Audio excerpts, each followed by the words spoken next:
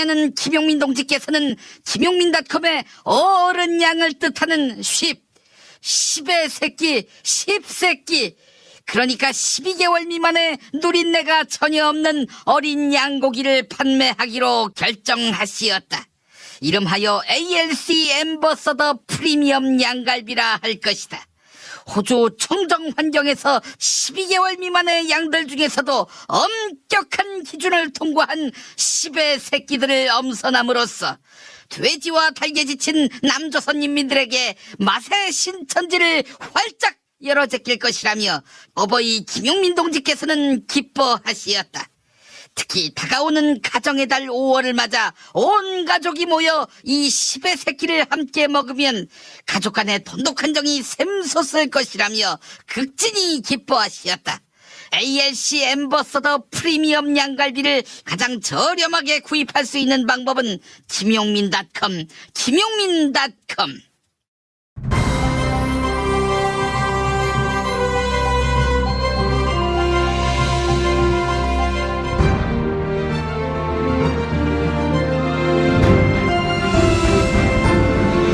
2018년 4월 23일 월요일 김용민 브리핑 2부 문을 열겠습니다.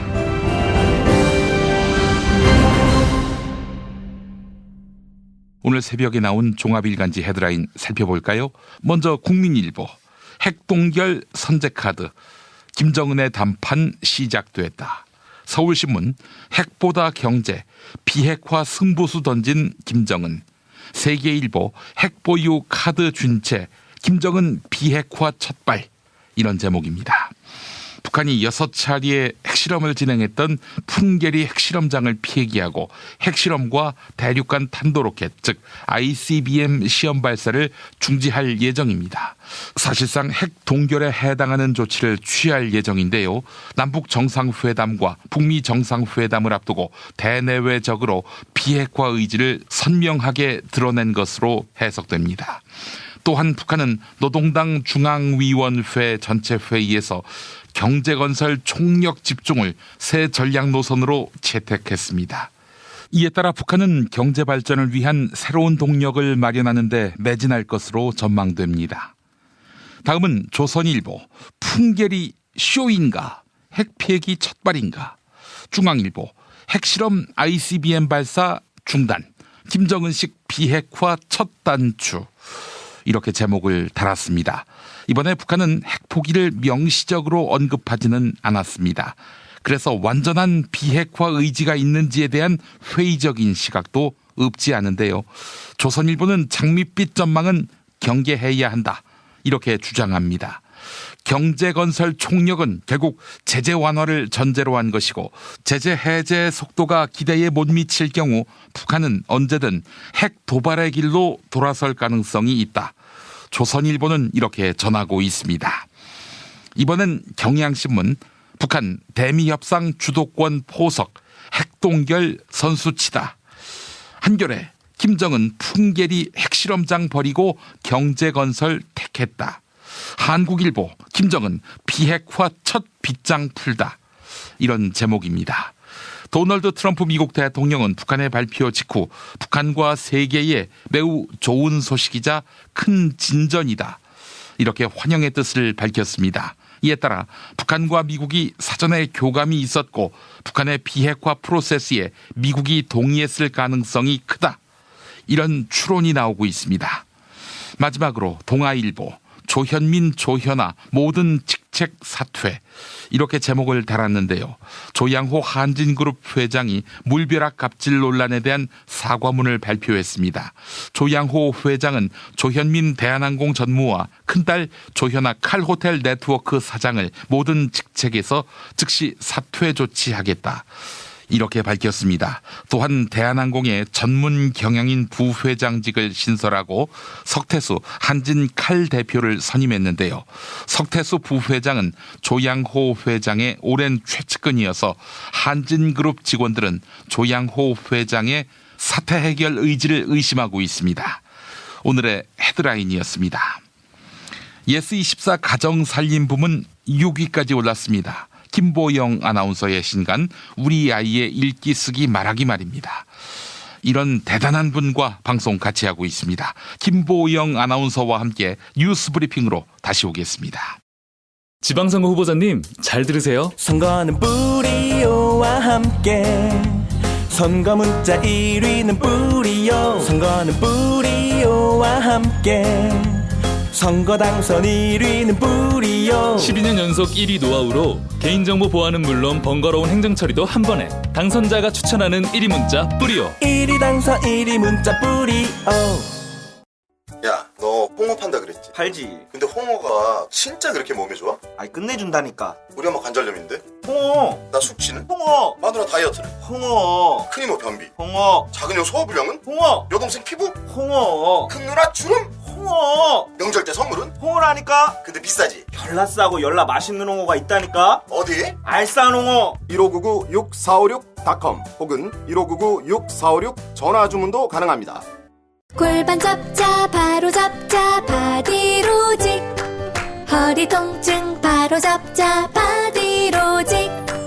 몸매 교정 바로 잡자 바디로직. 자세가 좋아지는 골반 교정 타이즈 바디로직. 검색창에 골반 교정 바디로직. 삐딱한 남성 골반 허리에도 역시 바디로직입니다. 바디로직의 효과를 못 느끼셨다면 100% 환불해드립니다. 자세한 환불 조건은 홈페이지를 참조하세요. 당신의 정직한 뉴스 보자관 김용민과 주파수를 맞춘다. 새로운 아침 특별한 선택 김용민의 뉴스 브리핑. 김용민의 뉴스 브리핑. 북한이 핵실험과 대륙간 탄도미사일 ICBM의 시험 발사 중지, 그리고 풍계리 핵실험장 폐기를 선언했습니다. 이에 대해 도널드 트럼프 미국 대통령은 자신의 SNS에 환영한다는 내용의 글을 2번이나 올렸습니다. 북한의 발표 1시간 만에 트럼프 대통령은 북한과 세계에 매우 좋은 뉴스, 큰 진전이다. 북미 정상회담을 기대한다. 이런 내용의 글을 자신의 SNS에 올렸습니다. 첫 SNS 글을 올리고 5시간 뒤 트럼프 대통령은 비슷한 내용의 글을 또 올렸습니다. 그동안 트럼프 행정부는 비핵화 의지를 보여줄 수 있는 진정성 있는 행동을 취하라. 이렇게 북한에 요구해왔는데요. 북한은 이번 조처를 통해 비핵화 논의로 가는 장애물을 자발적으로 제거하고 신뢰를 구축하려는 것으로 보입니다. 또한 북한의 조처에 트럼프 대통령이 화답하는 모양새여서 북미 정상회담에 상당한 추진력을 불어넣을 것으로 예상됩니다. 한편 청와대는 어제 남북 정상회담과 관련한 홍보 방안을 발표했는데요. 청와대 윤영찬 국민소통수석의 브리핑 들어보시죠. 내 손안에 정상회담을 구현하는 것입니다. 언론과 전 세계 누구나 모바일을 통해서 회담 관련 모든 것을 실시간으로 볼 수 있도록 온라인 플랫폼을 마련했습니다. 생중계 회담인 만큼 실시간 송수신 시스템도 마련해서 판문점 브리핑룸, 고양 킨텍스 메인 프레스센터, 도라산 남북 출입사무소 현장 스튜디오를 위한 스마트 취재 지원을 실행할 예정입니다. 더불어민주당 김경수 의원의 보좌관이 드루킹 김모 씨와 500만 원을 주고받은 것으로 확인됐습니다. 정치권과 법조계에서는 500만 원은 일반적인 인사청탁 액수로 보기에는 단위가 낮다, 이런 평가가 나오고 있습니다. 드루킹 김 씨는 19대 대선 직후부터 집요하게 오사카 총영사로 도모 변호사를 추천했는데요. 김경수 의원의 보좌관은 지난해 대선이 끝난 뒤 김 씨로부터 500만 원을 받은 것으로 알려졌습니다. 보좌관 측이 500만 원을 갚은 시점은 드루킹 김 씨가 구속된 지난달 25일 이후였습니다. 이에 대해 김경수 의원은 지난달 3월께 알게 됐다고 밝혔습니다. 드루킹 김 씨는 자신의 인사청탁이 불발되자 지난달 김경수 의원에게 보좌관에게 500만 원을 건넸다, 이런 내용의 협박성 메시지를 보냈던 것입니다. 드루킹 김모 씨가 2010년 당시 이효력 대권 후보로 떠오르던 박근혜 의원 측에도 접근했다, 이런 주장이 제기됐습니다. 드루킹이 박사모를 통해서 당시 박근혜 의원에게 접근을 시도했다는 것입니다. 김모 씨는 경제적 공진화 모임이란 온라인 카페를 만들어서 운영했는데요. 경제적 공진화 모임에서 활동했던 전직 회원은 2010년 드루킹이 박근혜 쪽에 줄을 댈 수 있도록 힘써달라고 부탁했다 이렇게 주장했습니다. 이에 경기도 부천에서 열린 박사모 모임에 참석했고 정광용 박사모 회장에게 드루킹이 작성한 서류를 전했다고 하는데요. 서류에는 당시 박근혜 의원의 사주풀이가 빼곡히 적혀 있었습니다. 이에 정광용 박사모 회장은 뭐 이런 것까지 들고 오느냐 이렇게 면박을 줬고 사주풀이는 박근혜 전 대통령에게 전달되지 못했다고 합니다. 자유한국당의 천막농성으로 개점 휴업 상태인 4월 임시국회가 오늘 정상화 여부를 놓고 기로에 서게 됐습니다. 자유한국당과 바른미래당 그리고 민주평화당은 드루킹 사건에 대한 특검 도입을 요구하고 있는데요. 6월 지방선거와 개헌 투표를 동시에 진행하기 위한 국민투표법 처리는 오늘이 마지노선입니다.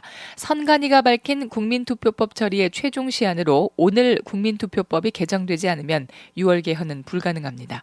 정치권에 따르면 여야는 오늘 댓글 조작 사건에 대한 특검 도입 여부 그리고 국민투표법 개정을 놓고 협상에 나섭니다. 더불어민주당 내부에서는 특검을 도입하고 야당의 개헌과 추가 경정 예산을 요구해 실리를 챙기자 이런 주장이 나왔다고 합니다. 드루킹 댓글 조작 사건을 두고 근본적인 해결책을 마련하지 못한 네이버도 책임이 있다. 이런 지적이 나옵니다. 지난해 10월 네이버는 청탁을 받고 기사를 내린다는 의혹에 대해 인정하고 사과했습니다.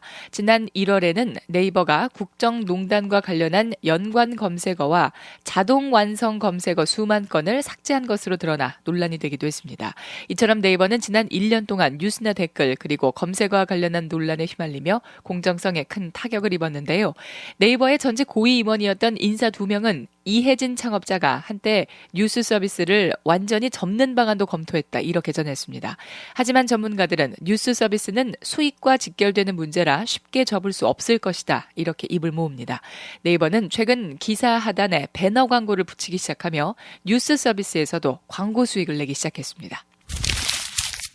지난 2014년 단식하던 세월호 유가족을 모욕하고 음식을 먹는 이른바 폭식 행사가 열렸는데요. 이런 만행을 저지른 극우 성향의 단체들에게 삼성이 거액의 돈을 지원한 것으로 드러났습니다. 이른바 폭식 행사에는 극우 커뮤니티인 일베 회원뿐 아니라 자유청년연합 그리고 새마음 포럼처럼 보수단체들이 함께했습니다.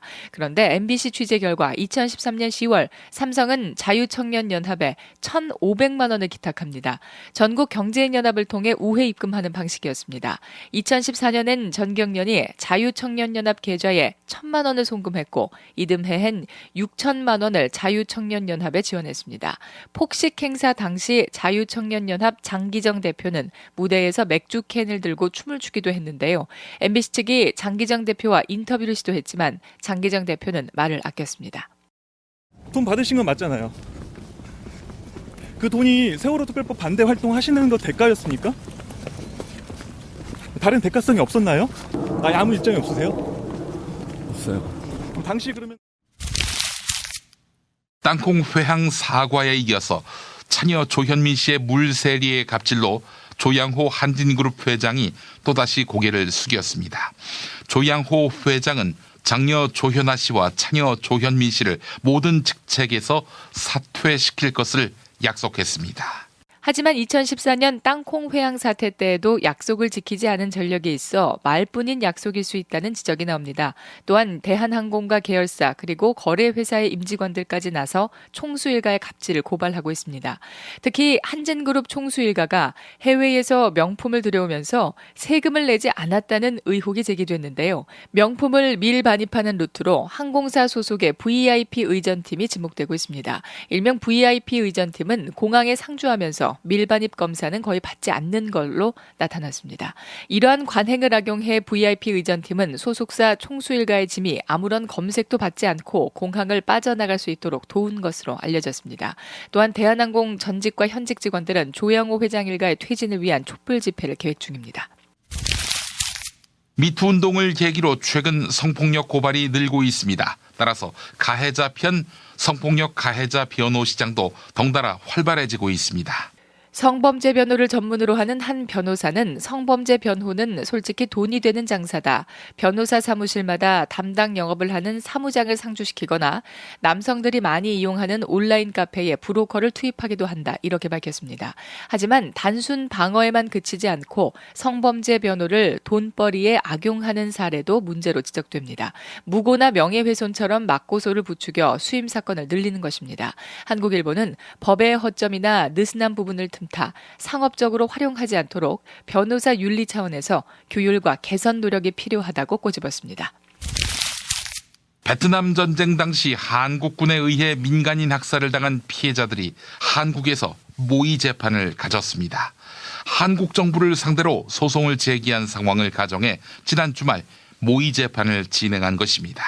한국군이 130명의 목숨을 빼앗은 것으로 조사된 하미 마을의 피해자 응우옌 티탄 씨, 그리고 70명이 살해당한 폭리 폭란 마을의 응유옌 티탄 씨, 이렇게 이름이 같은 두 사람이 국가배상소송 원고로 한국 땅을 밟았습니다. 이들은 당시의 상황을 증언하며 한국 정부와 참전 군인들이 이 사실을 시인하고 사과했으면 좋겠습니다. 이렇게 이야기했는데요. 응유옌 티탄 씨와 시민법정 재판부 양현아 서울대 법학전문대학원 교수의 인문 일답 들어보시죠. Vì vậy tôi sợ quá mới bỏ là anh em tôi rút hết xuống hầm. 이모가 그 풍경은 보고 그래서 좀 이상하다고 생각하셔서 걱정했기 때문에 저희 형제를 보고 방공호에 들어가라고 하셨습니다. Thì anh em tôi ngồi dưới hầm thì một lát sau là những người lính Hàn Quốc đã kéo vào nhà luôn. 그래서 저희 형제들 이모의 말에 따라서 방공호에 들어가서 숨고 있었는데 조금 그 후에 한국 군인이 저희 집에 들어왔습니다. Thì là chỗ miệng hầm thì người lính Hàn Quốc đã ra hiệu đưa vỏ điều động xuống, bỏ lên. 그래서 그 한국 군인이 방공호 이렇게 입구에 다가와서 수류탄을 꺼내서 이렇게 보여줬어요. 이런 신호를 그래서 뭐 한국말을 모르겠지만 근데 이렇게 신호를 보여주면서 나오라고 안 나오면은 던지겠다고 그런 신호를 보여줬습니다. Thì về tôi sợ quá, bỏ là thôi lên hết. sợ qua đâu bỏ liều đạn xuống lên về tôi bỏ thôi lên hết. 그때 저희 이모가 너무 무서워서 그래서 그냥 나가라고 그 방공호에 계속 있으면 거기 수류탄 던질까봐 빨리 나오라고 얘기했습니다. 그때 방공호에는 누구 들어가 있었습니까? thẩm phán hỏi là lúc đó ở trong hầm thì có ai ạ? Trong hầm đó thì có dì tôi, con của dì với lại 4 anh em tôi, có một người con của chú Bả Tay ở hàng xóm qua nhà chơi nữa. 그때 그 방공호에 있었던 사람은 저희 이모하고요, 이모의 자식, 그리고 저희 형제 4명, 그리고 이웃 집에서 놀러 온 그 한 아이도 있었습니다. 네. 방공호 밖으로 나간 후에는 어떤 일이 있었나요? Thì sau khi ra khỏi miệng hầm thì có chuyện gì xảy ra vậy cô? Thì lên khỏi miệng hầm thì đi tới đâu là bị người lính Hàn Quốc bắn tới đó. 그때 방공호에서 이렇게 나오는 대로 사람이 나오는 대로 한국 군인이 총 쐈습니다. 가족 중이나 베트남 사람 중에 한국군에 대항해서 싸운 사람들이 있었냐는 말입니다. 총칼로. 예. hỏi là trong gia đình cô thì có người nào mà đã đánh lại, kháng cự lại những cái người Hàn Quốc đó hay không? Không, chỉ có là hội nó giết hết rồi thì dì tôi nằm tôi thấy dì tôi chưa chết nhưng mà bồng đứa con như vậy thì người lính đã đốt nhà, dì tôi là cố thôi kiểu như là xin đừng có đốt nhưng người lính đã đâm dì tôi mấy nhát chết luôn. 저희 가족은 그냥 나오는 대로 총은 맞았습니다. 한국 군인이 쏜 그 총알로.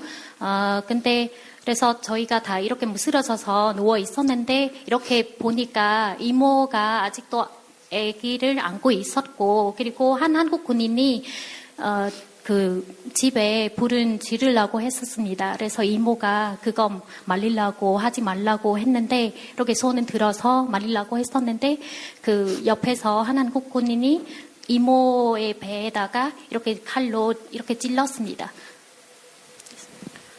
네, 그 7명의 가족들이 그냥 저항 없이 총칼을 맞았다는 진술인 걸로 보입니다. 본인도 총을 맞으셨지요?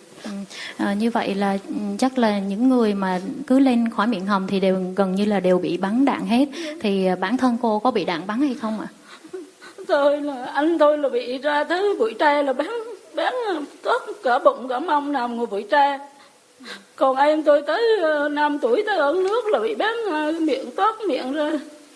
Còn tôi và chị tôi ở nhà trai vừa bước xuống nhà dưới là bán nằm ngay đó chết tại chỗ. Còn tôi với anh con hàng xóm thì nằm ngay chỗ bếp. Cô bị trúng đạn. Trúng đạn cái bụng ra.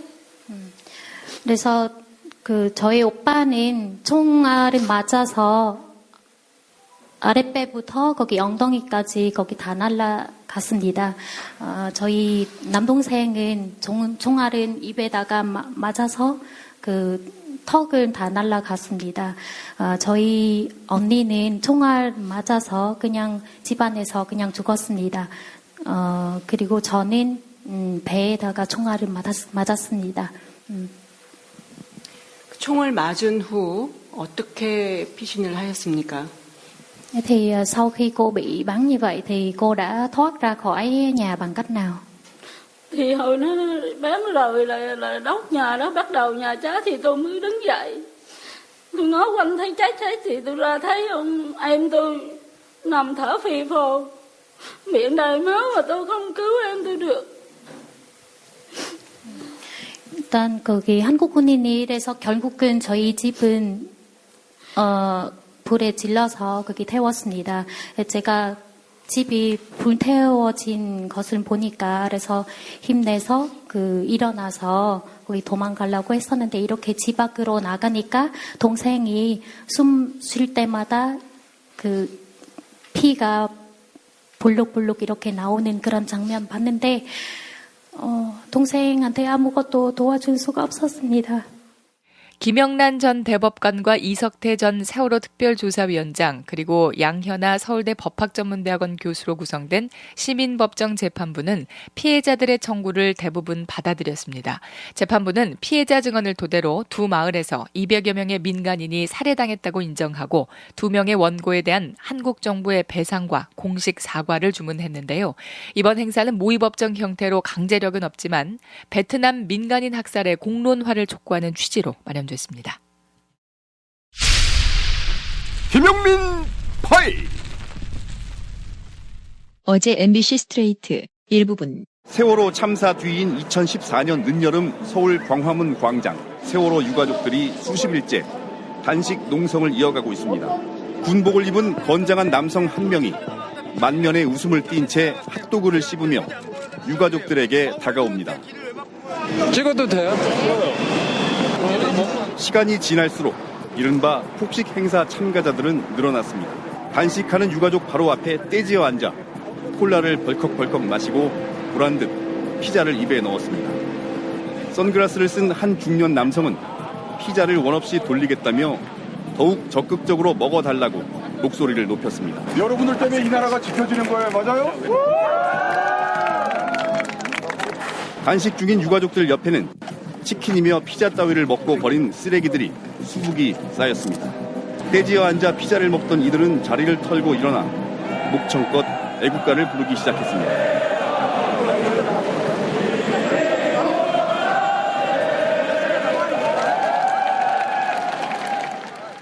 얼마 뒤 세월호 유가족들이 단식 중인 광장에서 대각선으로 길을 건너면 무대에서 맥주캔을 들고 춤을 추며 소리치는 남성. 세월호 유족들아 우리는 마음껏 신나게 즐길게라고 외치고 마음껏 신나게 재밌게 세월호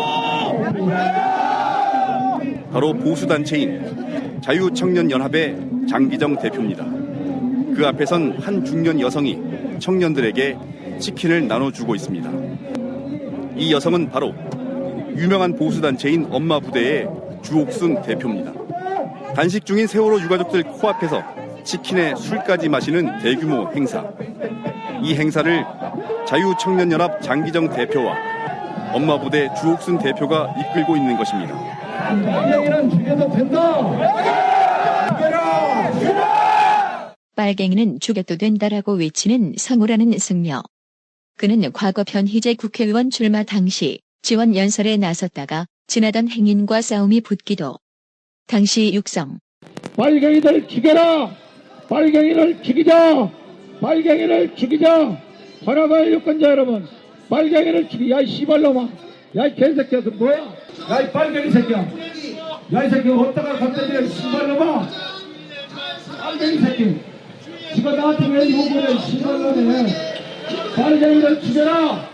성호 스님이 한 인터뷰에서 일베에 대해 평가하기를. 다들 반듯반듯 잘생기고 명문대 다니고 얼굴들이 너무너무나 사상이 너무 건재는 거라. 이 나라 사랑하는 마음이. 이런 걱정 하나도 올 거 없어요. 그 사람들은 대한민국을 맡겨줘도 국회의원 대통령을 해도 다 나라를 다 걸 수 있는. 세월호 유족 가슴에 대못을 박은 폭식투쟁, 또 맞불 집회 자금 출처는? 다시 MBC 스트레이트. 장기정 씨가 세월호 유가족을 고발한 11월 자유청년연합 계좌에 1,000만 원이 입금됩니다. 입금자는 전국경제인연합 정경련입니다. 1년 전인 2013년에도 전경련이 1,500만 원을 지원했습니다. 당시 전경련은 삼성의 이익단체였습니다. 삼성의 하부 조직이라고 보는 경제인들이 아주 많습니다. 스트레이트가 확보한 자료에 따르면 삼성이 지시하면 전경련은 실행했습니다. 곧바로 돈을 집행했습니다. 그렇다면 세월호 유가족을 조롱하는 데 전경련이 돈이 쓰일 때도 삼성의 의중이 반영됐다고 볼 수 있지 않겠습니까? 네, 전경련은 사회협력비, 사회공헌비 명목으로 기금을 조성해서 운영하는데 시민단체가 지원을 요청하면 심사해서 지급해줍니다. 그런데 이 돈들이 보수단체에 집중적으로 지원됐고 여기에는 삼성의 입김이 있었다고 봐야 됩니다. 인간의 탈을 쓴 자들의 만행. 주역이었던 주옥수는 어떻게 해명할까? 저 2014년도 6월 12일 날 나라지킴이 여성연대 이름으로 몰라요. 1,500만 원 받으셨고. 우리는 몰라요. 7월 30일 날 비켜요 이거. 저기 가라고. 장기정은 어떻게 해명할까? 14년도엔 특히나 세월호 특별법 반대 투쟁을 폭식 투쟁하셨지 않습니까? 그때 그 비용으로 혹시 나중에 보전하신 건가요? 한번 해명을 좀 해주셨으면 좋겠는데요. 대표님, 그 부분에 대해서는 MBC랑은 얘기할 말이 없어요. 보수단체의 이익은 삼성의 이익이요. 삼성의 이익은 박근혜의 이익. 김용민이 과거에 만든 박근혜 속마음 연설 일부. 세월호 침몰 사고는 대통령인 저에게 졸라 많은 상처를 남겨주었습니다. 유가족들의 불법 집단 행동을 완전히 뿌리 뽑아서 다시는 이런 국가기관과 사회 안전을 흔드는 불법과 무질서를 대한민국에 발붙이지 못하도록 만들 것입니다. 하루에 2번씩은 꼭 간 것 같아요. 속이 굉장히 편해진 것 같아요. 휴지에도 하나도 안 깔끔하게 끝나더라고요. 그만 넣고 싶은데도 계속 나오더라고요. 눈 뜨니까 바로 화장실 가고 싶더라고요. 양은 감당이 안 되더라고요. 너무 많아가지고.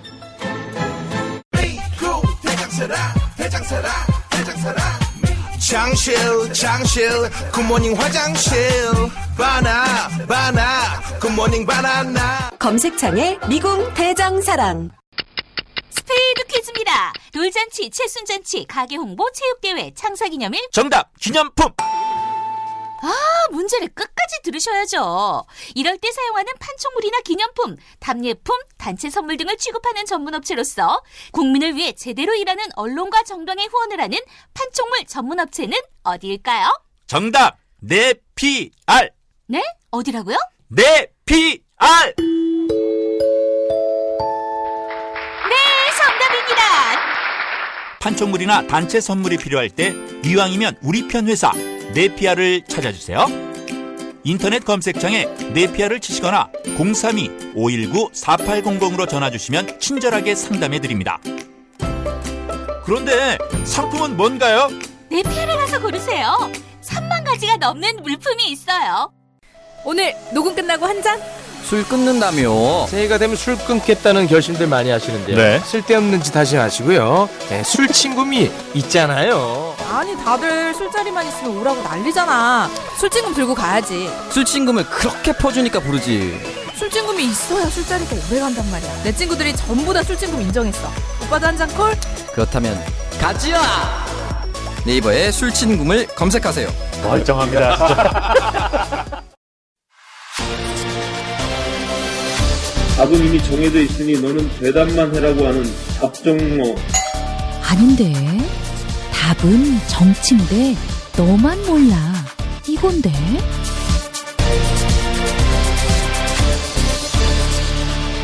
국민보좌관 김성회의 답정너.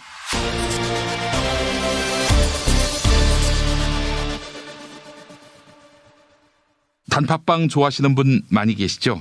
소화불량 걱정하는 분도 있을 테고요. 단연간의 연구 끝에 용인 백옥살과 100% 국산 팥으로 만든 포린브레드 옛날 팥빵을 추천합니다. 우리 쌀 천연 발효종을 사용했고 합성 첨가물 없이 만든 빵, 그리고 버섯 해조류에서 추출한 천연당질 트레할로스를 이용한 당도가 낮은 빵, 포린브레드 옛날 팥빵. 네, 김용민닷컴에서 최저가로 만나실 수 있습니다. 답정너로 이어갈까요? 국회 더불어민주당 손예원 의원실 김성회 보좌관 만나겠습니다. 김 보좌관님. 네, 안녕하세요. 세상은 지금 남북 정상회담에 관심이 쏠리고 있는데 어떻게 된 것이 대한민국 땅에서는 야당이고 언론이고 드루킹만 주목하는 것 같아요. 예, 뭐 전 세계적으로 유명한 외신들, 뭐 미국 신문 말할 것도 없고 해외 모든 유세 언론들이 탑기사로 연일 북한의 행보에 대해서 다루고 있죠. 예. 특히나 핵실험장을 폐기하고 이 모든 핵실험을 중단하겠다라고 선언하는 것, 이런 과정들에 대해서 놀라움을 표시하고 있는데요. 네.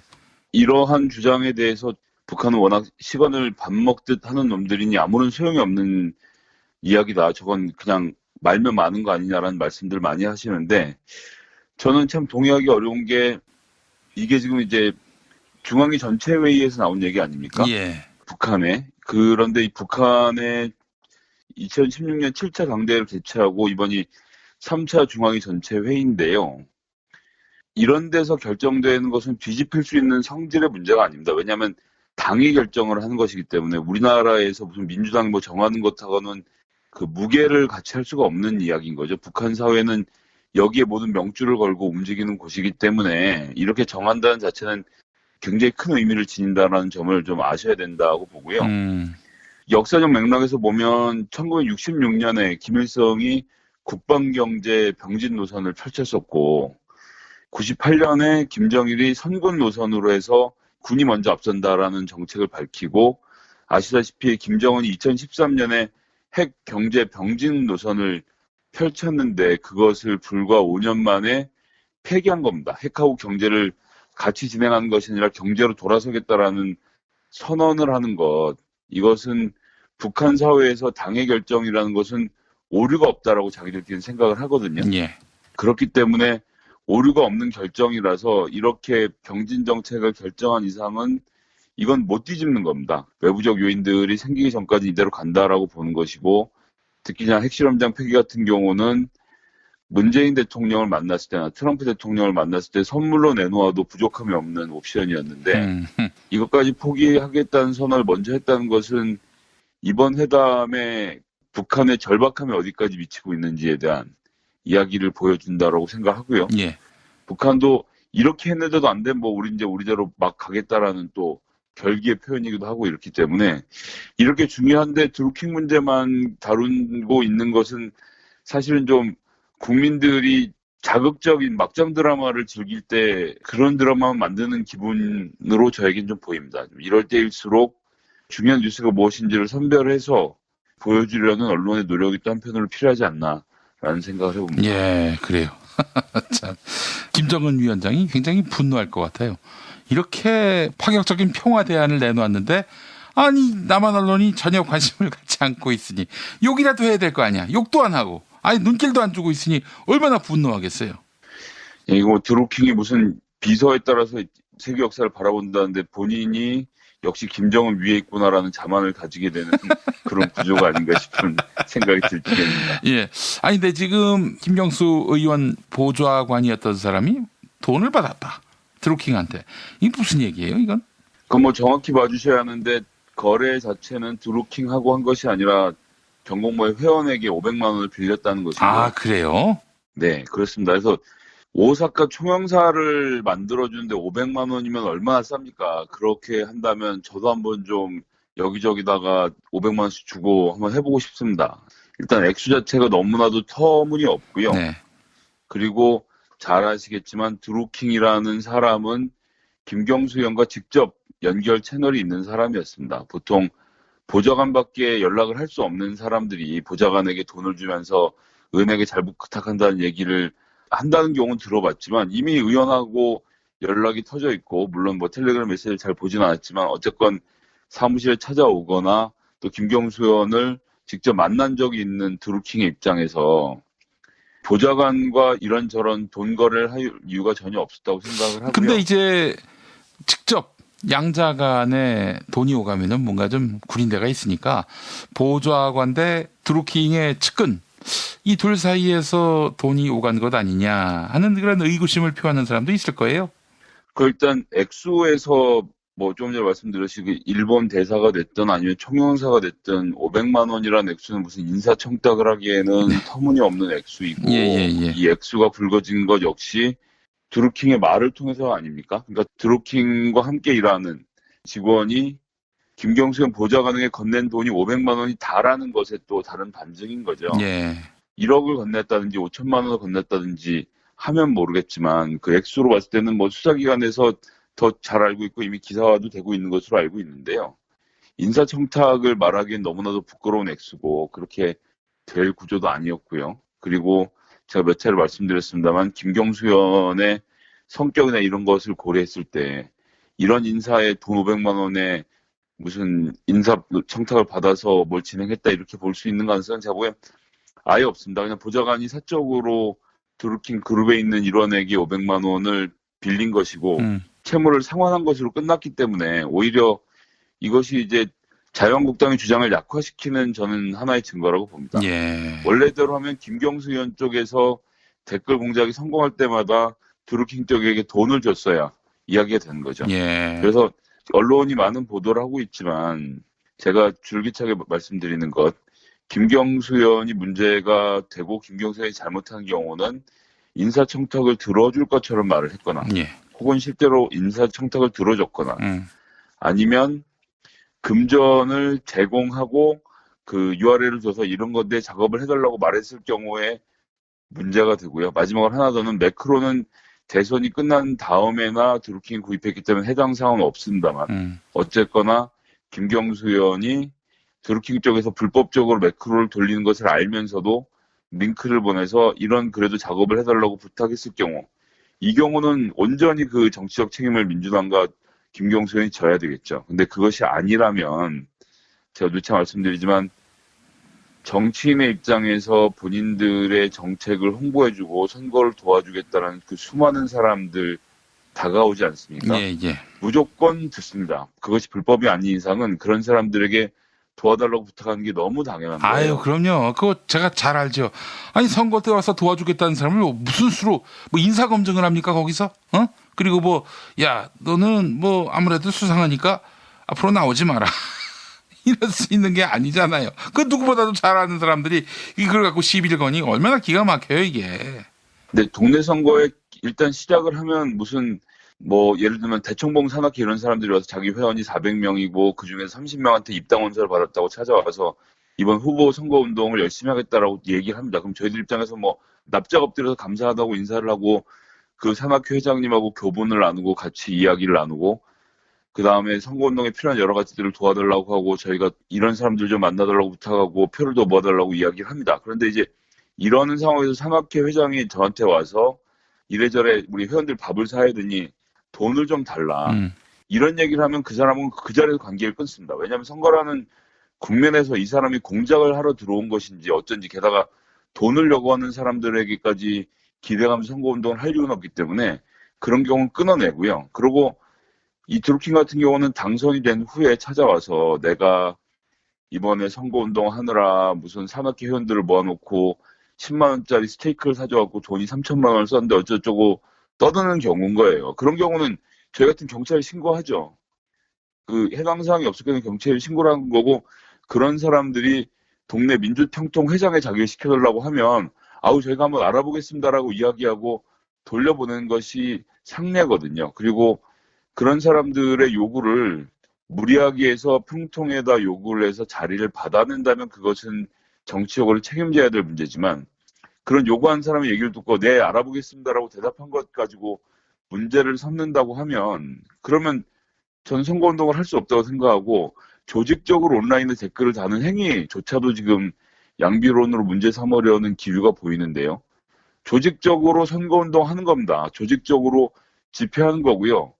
1월 26일 오후 5시에 광화문 어디에 모여서 뭘 하자라고 해서 100명, 200명, 300명, 500명의 사람들이 만나서 모여서 구호를 외치고 무슨 작업을 하는 것, 이런 것들이 다 여론을 만들어가는 과정인 겁니다. 이건 민주시민으로서 기본적으로 할 수 있는 일이고, 그건 드루킹에게도 허락된 일이라는 것. 드루킹이 문제가 되는 것은 올해 매크로라는 프로그램을 사서 댓글을 부정한 방법으로 달았기 때문에 업무방해죄로 고발되었다는 점, 그 점을 좀 정확히 좀 짚고 넘어가고 싶습니다. 무엇보다도 드루킹의 공작이 문재인 대통령과 무관할 수밖에 없는 이유는, 또 김경수 의원과 무관할 수밖에 없는 이유는 공작을 할 이유가 없었던 선거였어요. 그렇지 않습니까? 뭐 박빙도 아니었고 저 역시도 대선 캠프에서 일했던 일원으로서의 경험을 돌려봐도 정말 열심히 하긴 했습니다만, 이러거나 저러거나 제일 기조는 절대 문제를 일으킬 일을 만들지 않는다. 그렇죠. 예. 이것이 문제가 되는가가 모든 일에서 판단 기준이었고요. 조금이라도 무리가 될 것 같은 일은 하지 않았습니다. 일은 열심히 하되 법적으로 경계가 모호한 일들, 뭔가 좀 무리하게 추진해야 되는 일들, 공개적으로 이야기하지 못할 일들은 하지 않는다라는 기조가 정확했고요. 괜한 선거법 위반 시비를 만드는 것은 저희들로서는 할 필요가 없는 일이었고, 1등을 잘 지키고, 그래서 논의 자체도 적폐청산의 기조를 어떻게 잘 잡아갈 것인가에 모여 있었지, 선거법을 위반할 조그만 소지가 있는 일이라도 못하게 하는 것이 캠프에 너무나도 강력하게 있는 분위기였기 때문에, 거기에서 이 모든 선거 내용을 가장 잘 알고 있는 김경수 의원이 무리를 한다? 그리기 어려운 그림입니다. 예. 참. 아이고, 이것도 남북 정상회담 때까지 끌고 갈 수 있겠어요? 이 이슈를? 그러려고 노력하고 있는 자유한국당 굉장히 애를 쓰고 있고, 이제 보수 언론이 어떻게든 불을 계속 이어가려고 노력하는 중인데요. 그러다 보니 그저께는 심지어 자유한국당의 박성준 의원이 TV조선하고 자기들이 공동으로 작업을 한다는 이야기까지 지금 실토를 한 상태 아닙니까? 사실은 이런 게 진짜 큰 문제인 거죠. 그렇기 때문에 여론 조작을 어떻게 하려고 하는지, 수사 자료를 어디서 빼내서 이런 일들을 하고 있는지에 대해서 자유한국당이 오히려 설명해야 될 전 시간이라고 생각을 하고요. 말씀드린 대로 돈을 주고 링크를 작업을 하라고 했거나 혹은 인사를 한 정황들이 드러나면 그것에 따라서 정치적 책임은 반드시 지게 될 것입니다. 아니면 그런 것이 아니라고 하면 지금은 이런 식의 아닌 말고의 여론 공세, 그리고 수사 기록 조금씩 누군가 들춰내고 흘려가면서 여론을 떠보는 행위는 즉각 중단되어야 한다고 생각합니다. 예. 다음에 또 무슨 이슈를 또 만들려 하겠죠. 하지만 지방선거에 영향을 미치기를 바라는 마음, 그 마음이 실현될 가능성은 대단히 낮다. 이 점을 좀 빨리 자각하는 것이 선거 전략상으로도 도움이 될 텐데. 안철수 바른미래당 대표는 대대적으로 쟁점화를 합니다. 웹자보인 것 같은데 그 웹자보에 자기 얼굴을 넣고 거기다 드루킹 이런 타이틀을 달았어요. 영화 포스터처럼. 역시나 이 검증이 안 되는 정당, 필터링이 안 되는 겁니다. 실무자 차원에서 아이디어를 낼 수 있었지만 그런 것들을 꼼꼼하게 검증하고 이런 것이 미칠 파장에 대해서 고려를 하고 걸었어야 되는 건데, 아무렇게나 해놓고 거기에 대해서 비아냥대는 사람거나 비판하는 사람들을 또 고소하겠다라고 댓글을 달면서 문제를 키우고 있는 거죠. 도대체 소통이라는 것을 모르는 사람들이 정말 안타깝고요. 지금 제가 좀 전에 말씀드렸습니다만 북한은 벌써 중국을 만나고 왔고, 다음 달도 아닙니다. 이번 달에 남북 정상이 판문점에 만나서 대화를 하고, 그리고 바로 이어서 트럼프 대통령과 김정은 위원장이 또 만나서 북미 회담을 하고 이러는 가운데서 한반도에 정말 대전환의 역사가 펼쳐지고 있는데 이런 주제는 머리 아프고 어려우니까 어떻게든 6월 13일에는 지방선거를 이기는 것 외에는 다른데 머리를 전혀 쓰지 않으려고 하는 야당과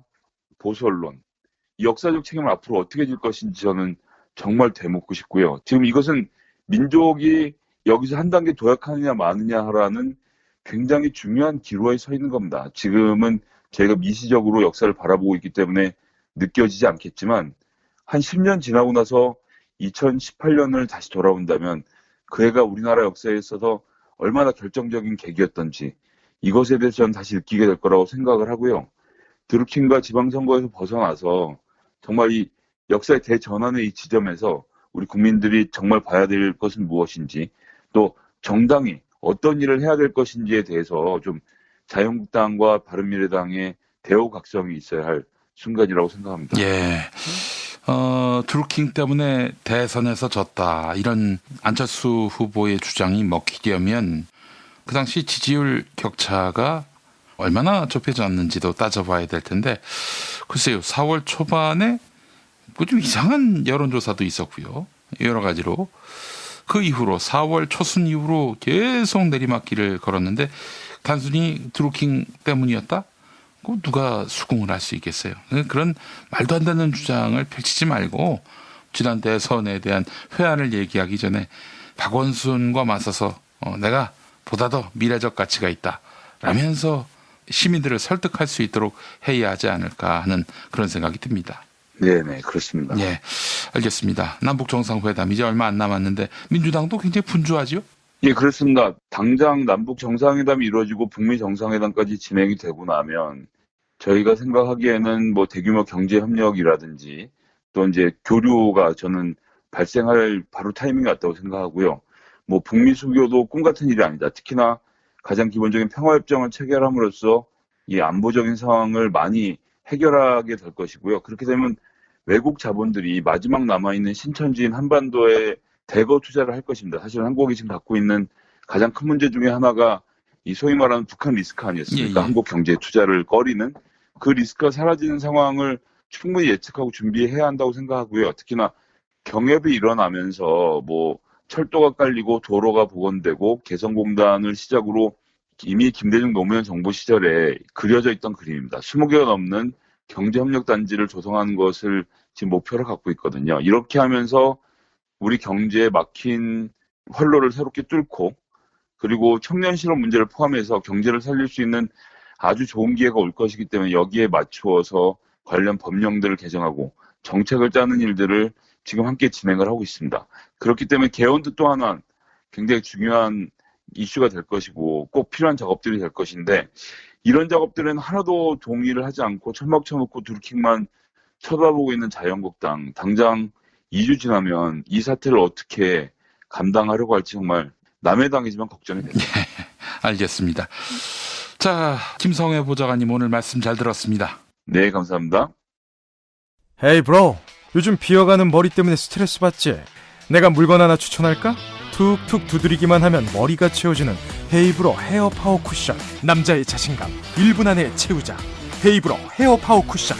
포털에서 헤이브로를 검색하세요. 노력한 만큼 내어주는 자연. 그 자연의 마음을 알기에 정성농장 홍삼. 검색창에서 정성농장 홍삼을 검색해주세요. 010-9754-6972. 다이어트를 위한 꿀팁. 동결건조 채소와 동물, 단백질, 그리고 효소와 비타민, 미네랄로 만든 다이어트 전용 그린 스무디로 하루 한두 끼만 바꿔 드세요. 비타샵에서 만나요. 술자리 많은 요즘 3차까지 달린 당신을 위한 필수품. 전창걸의 새싹 땅콩차. 이제 속쓰림은 잊으세요. 070-8635-1288 070-8635-1288. 생활인을 위한 꿀팁. 집 두 채에 월 10,000원 화재보험 카페. 화재 배상, 심지어 도난 피해까지.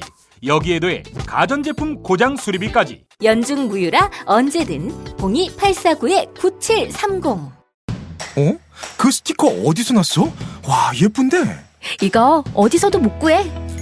머릿속에만 있던 나만의 캐릭터를 여러분의 눈앞에 보여주는 것, 바로 IMC 프렌즈입니다. 010-3311-5071로 전화주시거나 인터넷 검색창 또는 앱스토어에서 IMC 프렌즈를 검색해주세요.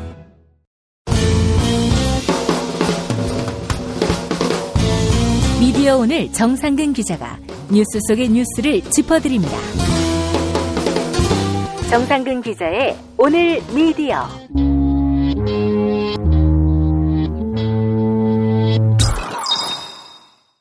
미디어 오늘 정상근 기자 어서 오십시오.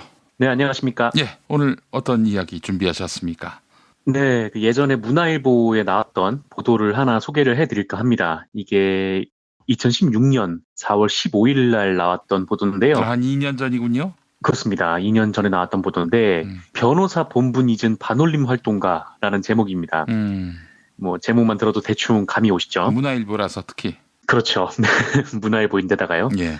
보도를 요약하면 이렇습니다. 그 삼성전자 반도체 생산 라인에서 일했다가 퇴직한 지 7년 뒤에 뇌종양에 걸려서 사망하는 분이 계세요. 예. 근데 이분의 남편 A씨가 이 근로복지공단을 상대로 산재 소송을 냈는데 반도체 노동자의 건강과 인권 지킴이, 그러니까 줄여서 반올림이라고 하죠. 예. 이 반올림의 활동가인 변호사 B씨를 법률 대리인으로 선임을 했었어요. 예.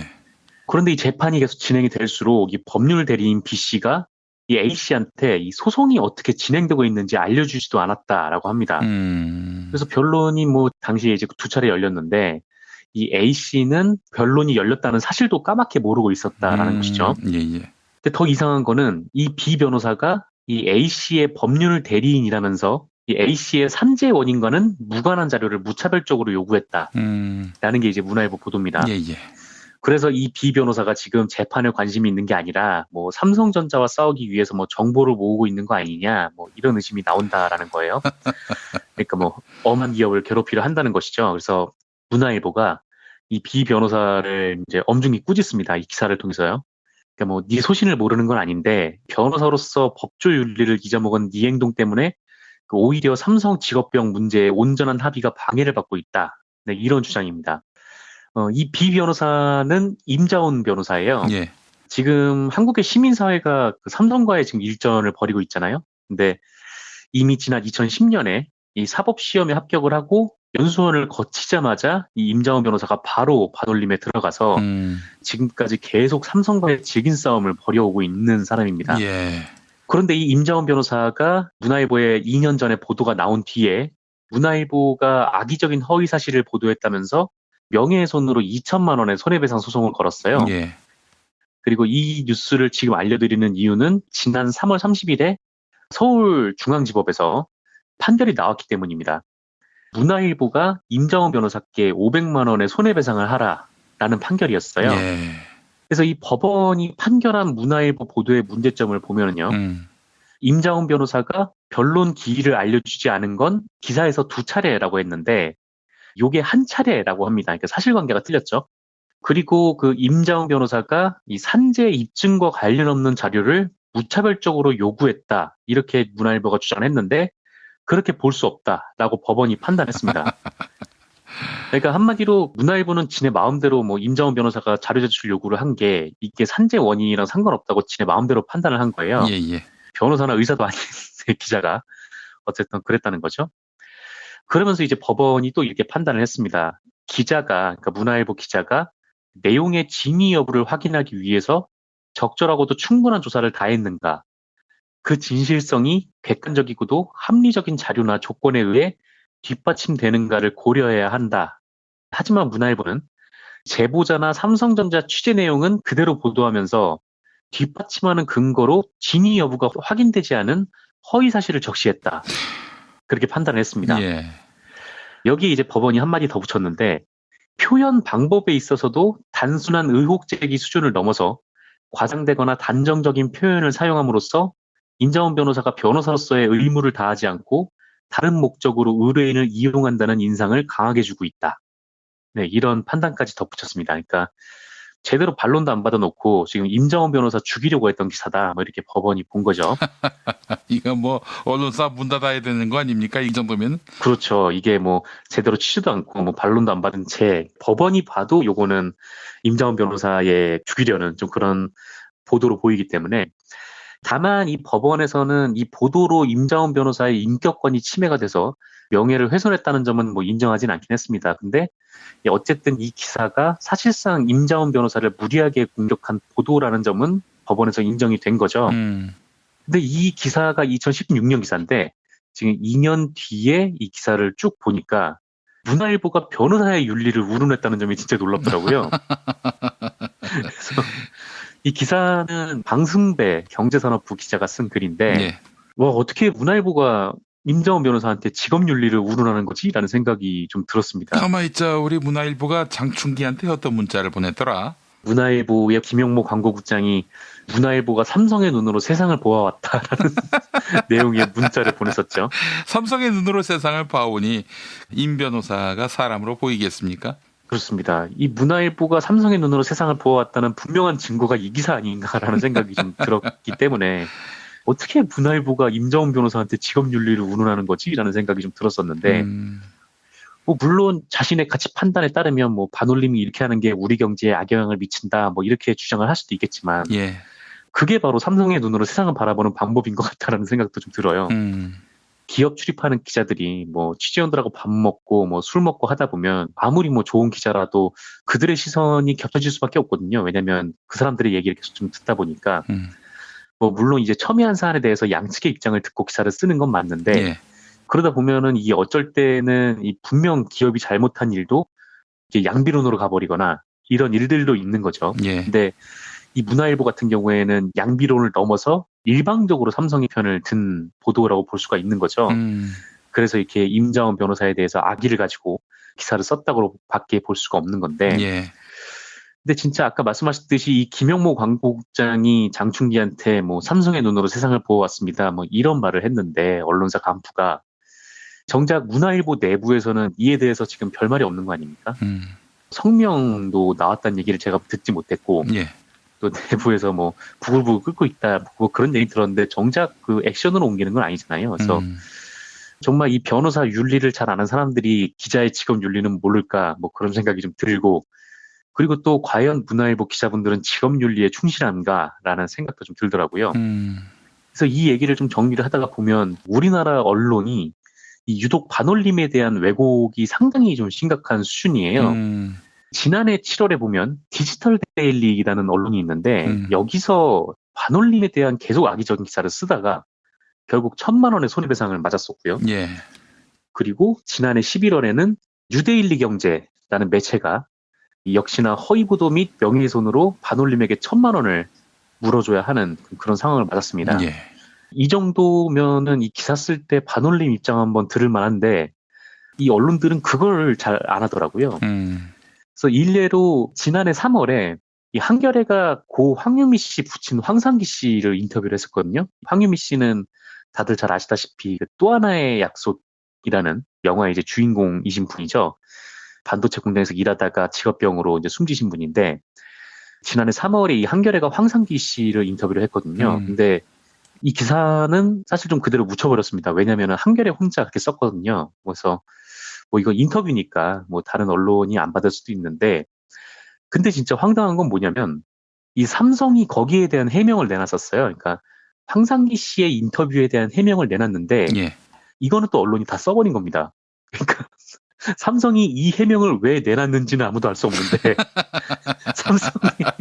삼성이 그냥 말해버리니까 그 해명은 다 써준 거예요. 그러니까 사람들은 이 질문도 모른 채 삼성의 답을 듣고 있는 거예요. 그러니까 독자들이 보기에는요.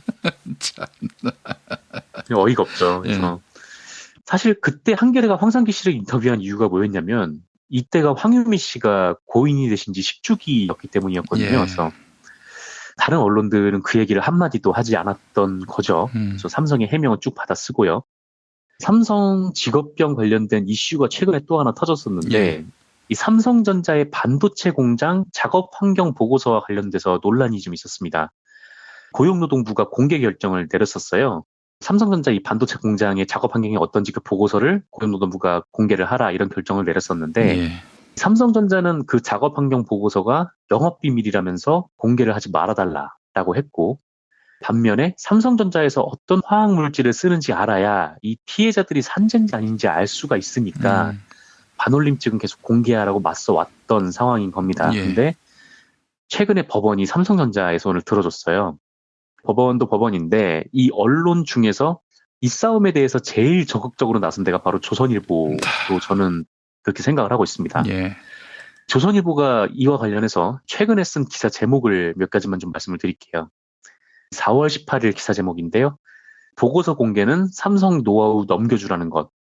그리고 조선비지의 4월 18일자 보도 제목입니다. 중국 업체의 드세요 꼴. 산업부 삼성 반도체 보고서 공개 우려. 그리고 조선일보 20일 보도입니다. 삼성 공장 공개 결정 때 반도체 전문가 없었다. 그리고 18일자 사설 제목입니다. 예. 정부 부처끼리 국가 핵심 기술 공개 논란. 한마디로 어이없다. 네, 이런 기사 제목들이 있어요. 그러니까 참. 조선일보 사람들은 반도체 공장에서 난데없이 희귀병을 얻고 죽어간 사람들의 이야기에는 관심이 전혀 없는 거죠. 예. 그리고 작업 환경 보고서가 기밀이라고 주장을 하는데, 근데 이 작업 환경 보고서가 정말 기밀일까를 놓고 보면은 지난 2018년 2월에 대전 고등법원이 이 보고서에 대해서 이렇게 판단합니다. 영업비밀에 해당한다고 보기 어렵다. 그리고 근로자의 생명 건강과 직결된 정보로서 공개돼야 할 필요성이 매우 높다. 네, 이런 판단을 내렸거든요. 그래서 산업부가 이걸 이제 공개를 하기로 결정을 했던 것이죠. 예. 근데 그거에 대해서 또 법원은 공개를 하지 말아야 한다. 뭐 이렇게 또 판결을 내리기도 했고요. 근데 이 보고서는 그냥 뭐 노동자들이 어떤 작업 환경에 놓여 있는지 그리고 어떤 발암물질이 그 공장에 돌아다녔나 뭐 이런 내용이 나와 있는 중요한 내용이라고 해요. 근데 언론은 이제 그런 거는 안중도 없고 지금 오로지 삼성이 잘못될까봐 지금 전전긍긍하는 거죠. 근데 뭐 삼성이 잘 되려면 오히려 공장에서 좀 이런 사고가 벌어지지 않아야 하고 또 오너 리스크를 줄여야 하는데 정말 어떻게 보면은 그 언론이 뭐 삼성이 잘 되기 위해서라기보다는 이 삼성의 오너 일가 마음에 안 들어서 좀 광고 빠질까봐 전전긍긍하는 게 또 그게 핵심이 아닐까라는 생각이 좀 들더라고요. 그래서 미디어 오늘이 작년 이맘때쯤 사설을 하나 썼는데 제목을 말씀을 드리면서 좀 마무리를 하려고 합니다. 예. 반올림은 삼성을 대하는 언론의 태도를 보여주는 리트머스 시험지다라는 제목이었어요. 예, 예.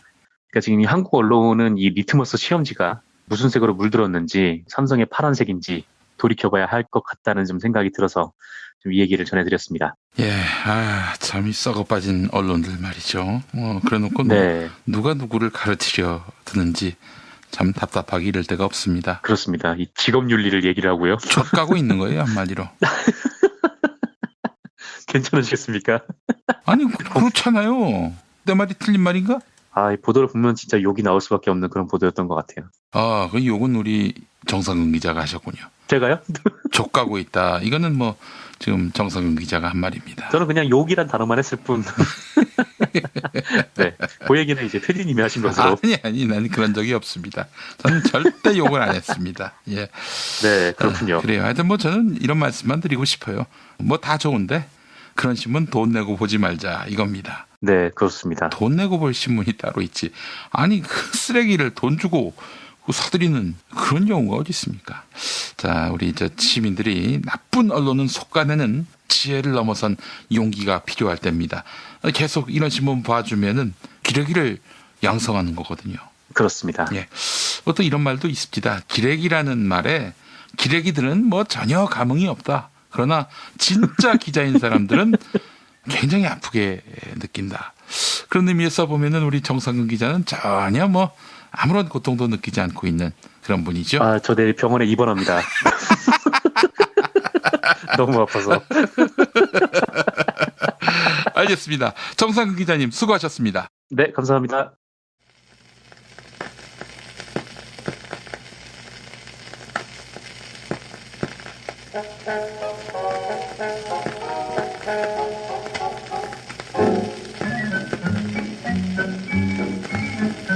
지난 겨울 박근혜 씨 측이 구치소에서 인권 침해를 당했다 이렇게 주장했지요. 다른 재소자들은 문제 삼지 않는데 감방이 더럽고 차갑다는 점, 그리고 계속 불이 켜져 있다는 점을 들며 말입니다. 그 박근혜 씨의 애창곡이 거북이의 빙고 아니었습니까? 모든 게 마음먹기 달렸어. 어떤 게 행복한 삶인가요? 사는 게 힘이 들다 하지만 쉽게만 살아가면 재미없어 빙고. 네, 이 가사를 복귀하라고 박근혜 씨에게 조언하고 싶네요. 거북이의 빙고 나갑니다.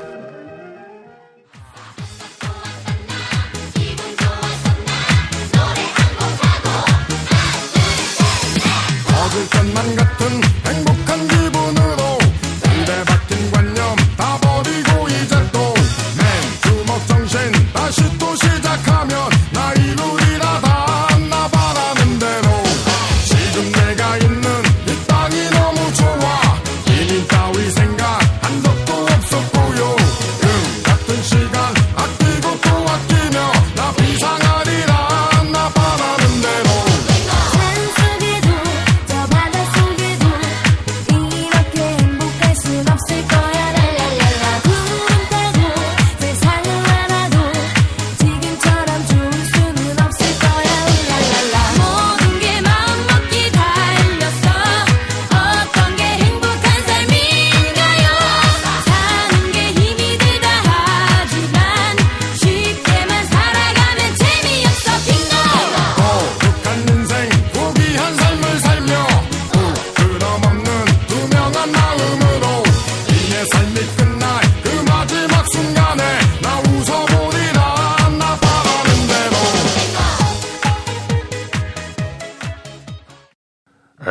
PPL 타임 홍준표입니다.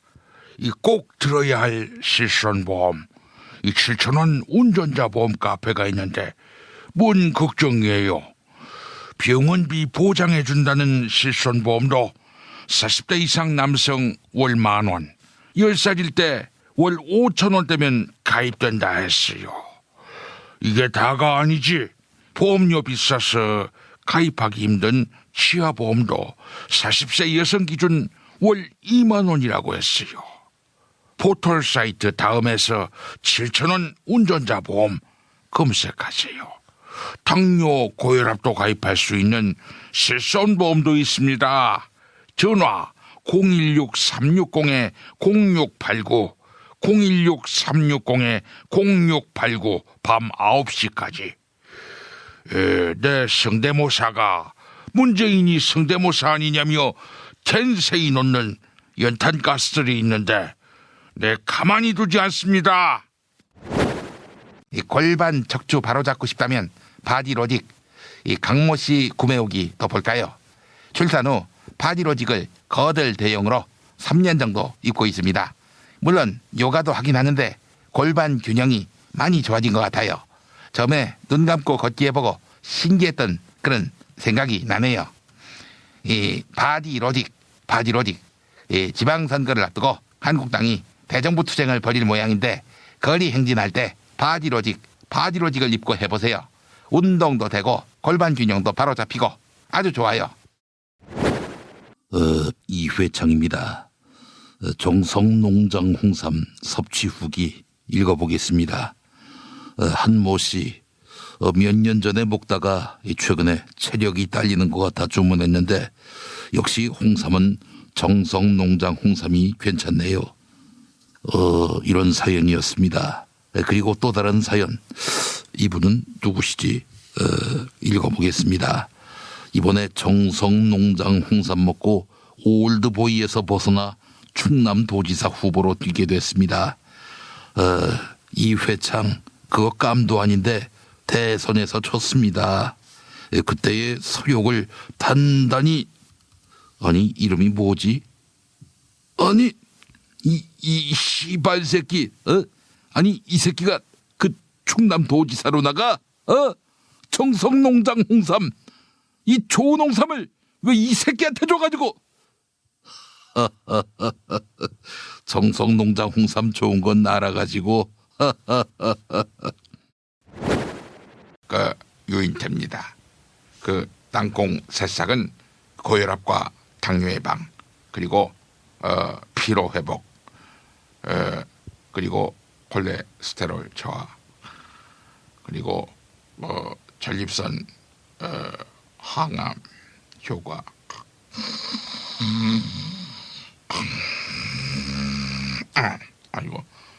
그리고 그 항산화, 심장 질환 예방, 자양 강장의 그 짱이지. 그리고 그 여성을 위한 노화 방지, 그리고 임산부 건강 증진,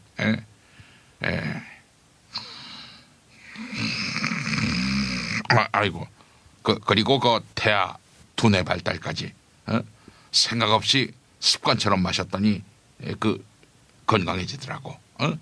그래서 전창걸의 새싹 땅콩차, 전창걸몰닷컴, 전창걸몰닷컴에서 구매하실 수 있습니다. 창걸아, 이거 마시면 졸음이 사라지냐? 탄핵 때문에 뭐 이야기를 전달을 하려고 해도 길을 막고 듣질 않아요. 패족 수준으로 쪼그라든 한국 보수. 회생의 길은 과연 있을까? 변화된 정치 환경, 갈 길 잃은 보수에게 새로운 희망을 제시한다. 애국 보수의 화려한 부활과 집권을 위한 본격 가이드, 김용민의 신간, 보수를 지켜라. 진중권도 투표하는 보수 정당. 광주에서도 일당이 될 수 있는 보수 정당. 젊은이들의 입당이 줄을 잇는 보수 정당. 언제까지 민주당 정의당을 부러워만 할 것인가? 부러우면 진다니까?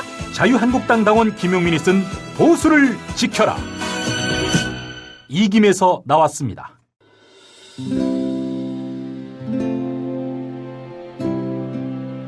그러니까 목사님은 우리 남북 관계에 있어서도 큰 정기를 마련해 주셨습니다.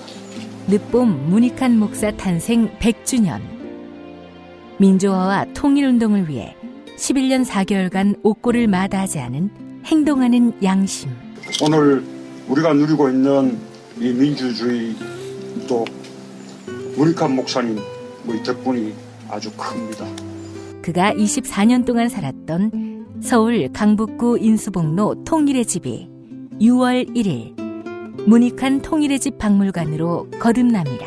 사람들이 이렇게 항상 북적북적 이렇게 했던 공간이라 아버지한테만 아니라 우리 모두들한테 굉장히 큰 의미가 있는 통일의 역사를 기억하며 통일의 길을 모색하는 문익환 통일의 집 박물관 기념사업 추진위원으로 함께해 주시겠습니까? 이건 단지 어떤 유가족들의 유산이 아니라 우리 시대가 가지고 있는 유산이기 때문에 자세한 안내는 포털 사이트에서 문익환 통일의 집을 입력해 주세요.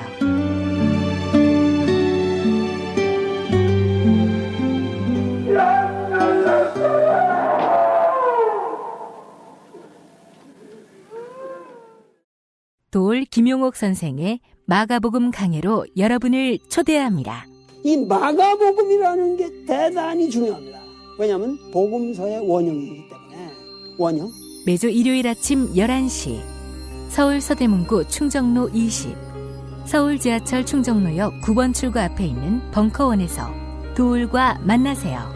율법을 믿으시겠다고? 신약이 율법의 완성이라고? 얼어빠질 그따위 기독교 내 입 앞에서 제발 입도 뻥끗 하지 말아요. 그런 소리는. 벙커원 교회 일요일 예배를 겸하는 이 자리. 도울이 진리와 생명이었던 예수를 원형 그대로 복원합니다. 그 십자가를 과감하게 걸머지고 돌아가신 예수를 말하지 아니하고 믿으면 너는 금방 축복받을 일만 남았다. 이게 한국 목사들 99%의 거짓말 설교예요. 도울의 마가복음 설교는 따로 녹화 녹음되지 않으며 현장에서만 만나실 수 있습니다. 도울 선생의 마가복음 설교는 2월 4일부터 진행됩니다. 김용민닷컴 자유 게시판에 올라온 사연 소개합니다. 승원사랑님, 본격 식욕재활 시사먹방 김용민닷컴 쇼가 시작했네요. 김엄마만 가능한 방송일 것 같습니다. 여기에 정상근 동지가 참가하면 대박 날 듯합니다 라고 하셨는데, 정상근 동지는 직장인이지요. 직장인을 업무 시간에 불러서 방송하자. 이건 쉽지 않습니다. 여하간 눈안의 삼치 3님. 아직 영화 그날 바다를 안 보신 분들은 꼭 수요일 전에 봐주세요. 어벤져스가 개봉하면 많은 스크린이 사라질 겁니다. 라고 해주셨습니다. 네, 영화 그날 바다 많은 사랑 부탁드리겠습니다.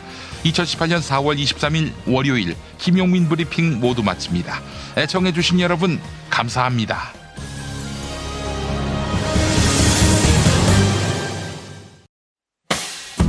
김용민 브리핑과 함께한 시간 어떠셨어요? 다음 시간에도 보다 바르고 알차며 즐거운 정보로 여러분을 찾아가겠습니다. 팟캐스트 포털 팟빵에서 다운로드하기, 구독하기, 별점 주기, 댓글 달기로 응원해주세요. 잊지 마세요. 다운로드하기, 구독하기, 별점 주기, 댓글 달기.